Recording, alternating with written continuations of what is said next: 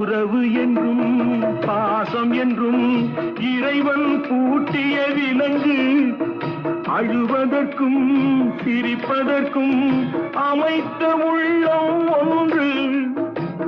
ஆத்து வெள்ளம் தானே ஓடும், ஆசை வெள்ளம் சொந்தம் தேடும். ஆத்து வெள்ளம் தானே ஓடும், ஆசை வெள்ளம் சொந்தம் தேடும். சொந்தம் ஏதும் இல்லை என்றால் அந்த நேரம் நால்வர் வேண்டும். 4 பேருக்கு நன்றி.